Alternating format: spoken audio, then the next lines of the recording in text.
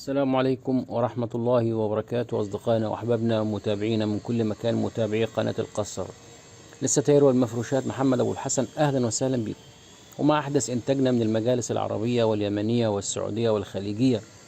معدنا النهاردة مع أحدث إنتاجنا مجلس عربي ارتفاع الشلتة بتاعته 35 سنتي. 35 سنتي ارتفاع الشلتة. اللي قدامنا دي متقسمة لثلاث دورانات. الألوان بتاعته ما هيش كحل زي ما هي في الصورة، لا، الألوان جنزاري في ذهبي كناري. جنزاري في ذهبي كناري، لكن دايما في التصوير في الصورة وفي الفيديو ما بيطلعش نفس درجة اللون بالظبط. زي ما قلنا ارتفاع الشلتة 35 سنتي، متقسمة على ثلاث دورانات، من فوق ومن تحت جنزاري، والدورة اللي في النص أصفر كناري.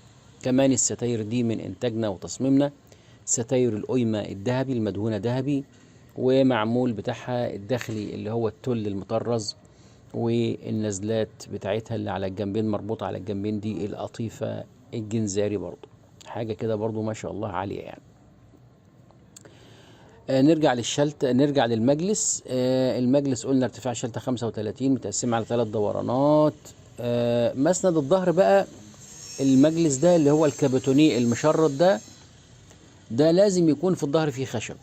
لازم الظهر يكون فيه خشب علشان خاطر نقدر نعرف نعمل الكابوتونيه المشرط ده، عشان الشريط ده يتشد على السفنج من قدام. طبعا الظهر من ورا خشب، ومن قدام محطوط سفنج 10 سنتي، ومتشرط معمول الشرط اللي هي برضه واخده اللون الاصفر الكناري ده. الكابوتونيه واخد اللون الاصفر الكناري ده، فلازم الظهر يكون خشب. لو ما كانش خشب في الظهر من ورا مش هيطلع، مش هينفع يتعمل بنفس الكابوتونيه ده. ممكن يبقى ستريت بس كده مربع وما فيهوش الكابوتونيه الاصفر المشرط ده.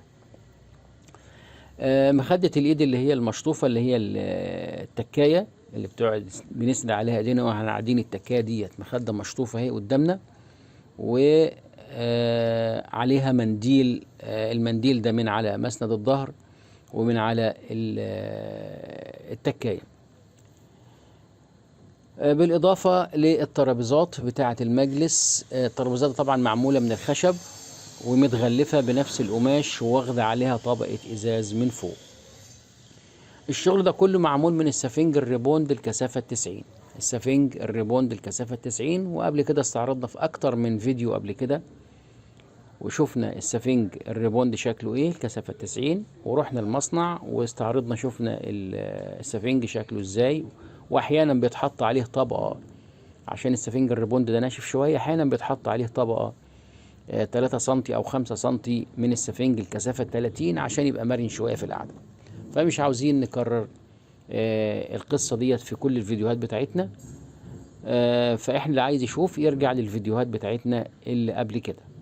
هنشوف بعد المجلس ده حوالي 90 موديل من تصميمنا وإنتاجنا بأشكال وألوان مختلفة، عشان خاطر في ناس بتقول لي دايما عايزين نشوف تصميمات مختلفة وأشكال. هيبقى تصميمات كتير وألوان كتير وارتفاعات كتير في الشلتة اللي بنقعد عليها. والحقيقة تشكيلة كوكتيل كده متنوع لكل الأذواق، واللي حابب يشوف ويستعرض يتابع معانا الفيديو. بس ما تنساش لطفا وكرما الاعجاب بالفيديو والاشتراك في القناة عشان يوصلك كل جديد من عندنا. نيجي بقى نشوف ال 90 موديل اللي هم من انتاجنا وتصميمنا بفضل الله. هتشوف طبعا كل الالوان، بالسادة بالمشجر. هتشوف برضو كل الارتفاعات بالنسبة للشلتة. الشلتة ال20. واحد يسألني طب انت ايه انسب حاجة؟ لا، انسب حاجة انا ما اعرفش. انسب حاجة دي يرجع لحضرتك انهي ارتفاع يريحك في القعدة. لان في واحد اقول له، يسألني اقول له 20 سنتي مناسب، يقول لي لا ده ال20 سنتي واطي قوي متعب في القعدة. اقول له طب 40، اقول له واحد تاني 40، يقول لي لا ده ال40 ده عالي قوي عاملة زي الانتري. فقصة الارتفاع المناسب دي ده اللي يرجع لحضرتك، اللي يريحك في القعدة ايه، على حسب راحتك في القعدة. هو ده يبقى الارتفاع المناسب بالنسبة لك.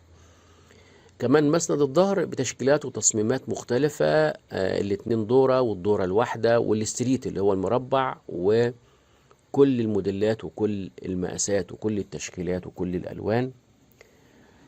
مش عايز أكرر، ما تنساش الإعجاب بالفيديو والاشتراك في القناة عشان يوصلك كل جديد من عندنا. أسيبكم تتابعوا الفيديو.